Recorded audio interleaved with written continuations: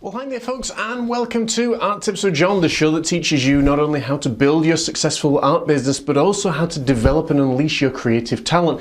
I am your host as always, John Morris, the painter of memories, and welcome to today's show. In today's show, we're going to be talking and teaching you all about how to get into galleries, but the first thing that I want to do is say Happy New Year to each and every single one of you. This is our first show of 2020, and it's my pleasure and my honor, privilege as well, to be here with you.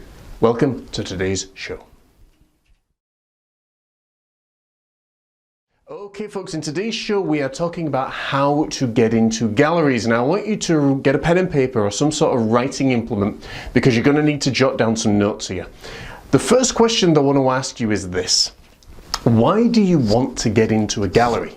Is it because, stereotypically and all the way through history, the art that has sold the best with longevity has been the artwork that has been featured in galleries? Or is it because people around you have said this is what you need to do for your artwork to be remembered and be successful? I want you to ask yourself that question now. Why do I want to have my artwork featured in a gallery? What is so special about it?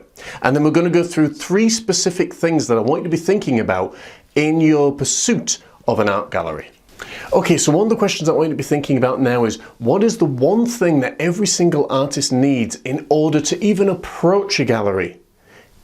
You guessed it yet? It's artwork, whether that be sculpting, whether that be sketching, whether that be paintings, or whatever it might be, photography, all the plethora, all the spectrum of artwork. You need to have a really good and high quality amount of artwork that's there and ready to go before an art gallery will even talk to you, because they're going to want to see a portfolio. They're going to want to see that you've got some amazing artwork to offer their gallery. So that's the first thing. The second thing is this that I want you to be thinking about: experience and longevity. This is something that we look at in the How to Build a Successful Art Business course, available at outreachart.org. I encourage you to check it out, and if nothing more, sign up for our mailing list and you will gain some great art tips and advice and experience as well. So what I want you to be thinking about now is, how long have you been in the art business? How successful have you been in the art business? Now, if you've only been in the art business for 6 months to a year, and maybe you sold 1 or 2 paintings here and there,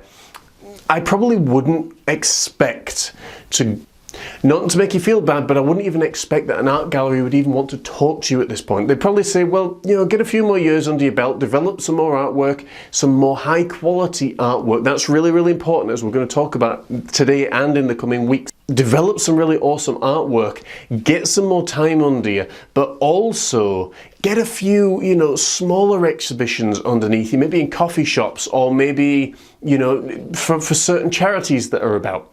Okay, it's really important because an art gallery wants to know not only that you've got great artwork to offer, but also that your artwork is selling, because otherwise they're going to be taking on an unknown artist, and more often than not they'll look at it and say, okay, well, we don't really know much about you, but can you tell us in 1 or 2 words how much your artwork actually sells?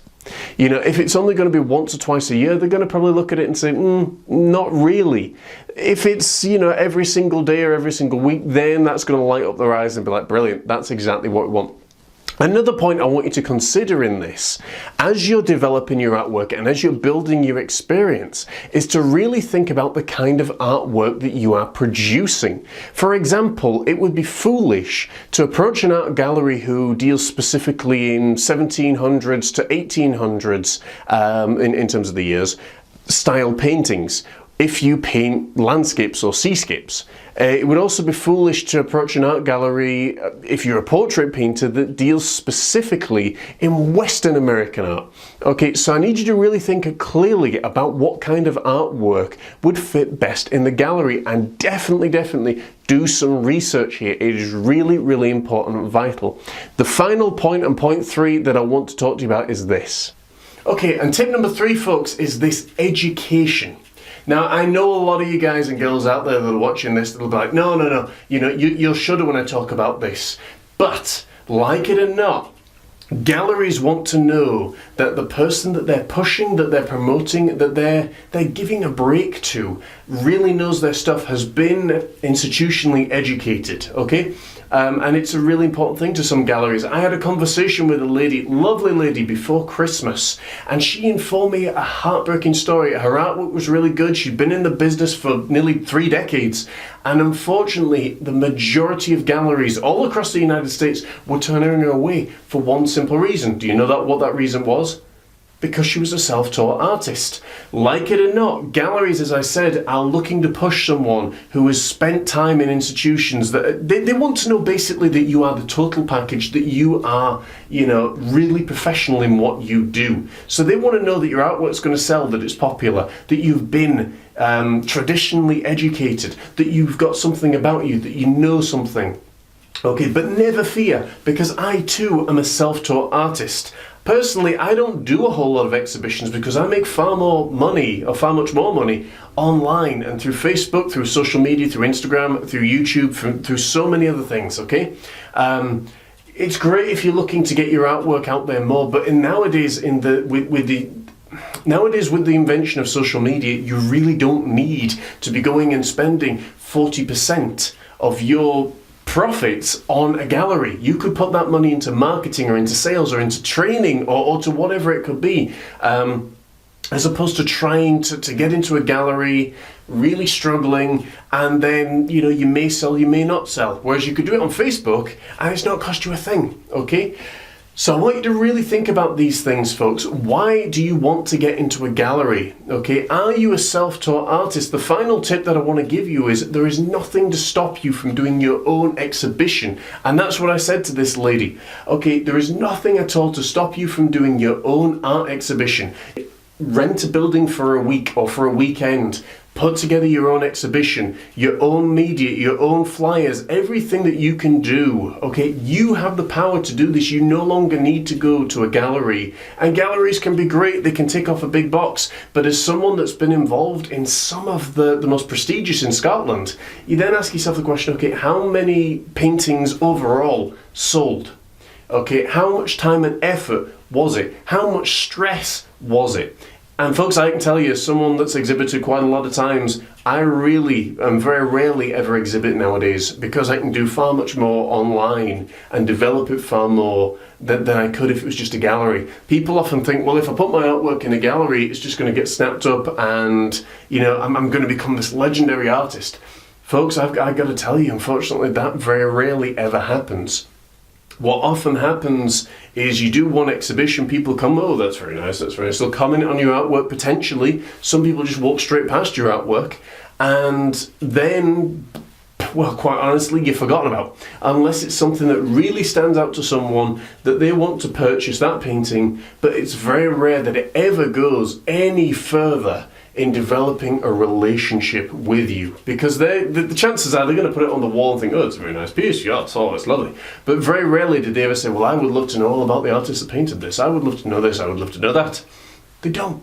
Okay, and I can honestly tell you that, folks, that is the majority of exhibitions that I personally have been involved with, that I've known, hundreds of other artists in Scotland have been a part of as well.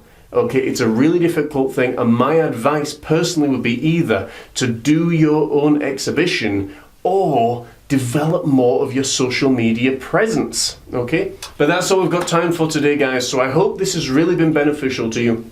Understanding about galleries as well. Final thing that I'm going to say is most galleries and exhibitors normally take a cut of 40 to 50%, sometimes higher, to exhibit with them. Normally they will also take a cut just to view your artwork, and that can be anything from £150, $175 upwards. So it's really, really pricey, okay? And that's just to get the opinion of someone to say, well, I like this or I like that. That's all it is, okay? That's all it is. Think about these things, folks. Why do you want to be in a gallery? What experience have you got? Your longevity? How good is your artwork? Are the galleries around looking for your artwork? And then obviously your education as well. Now, I'm not saying that if you are self-educated, you can't make a success in galleries, but I'm saying that a lot of galleries really kind of push self-taught artists away. That's probably part of the reason that a lot of galleries now are really struggling, because there's not many people going through the institutions as there used to be 150 years ago, whatever it is. Anyway, thanks you very much, guys, for watching. I hope you have a great start to the new year and a great creative year. I'm really excited, as always, to be presenting these shows to you. As always, come and follow us at outreachart.org. Don't forget, if you're watching on YouTube, hit that subscribe button. If you're watching on Facebook, head to outreachart.org and sign up to our mailing list and check out that course, How to Build a Successful Art Business. You will love it. People are already finding great success there. We've got another course that's going to be coming very soon, and we're actually developing a membership program. I was losing my words there. We're developing a membership program, so you're going to be able to access, for one low annual fee, you're going to be able to access our entire catalogue of courses and things, all in that one package, because we're going to bring out a brand new course, two brand new courses in fact, one on sales training and another one on how to tell stories through your artwork. So stay tuned for all that and so much more. I have been your host, John Morris, the painter of memories. This has been Art Tips with John, and until next time, take care, God bless, and I'll see you soon.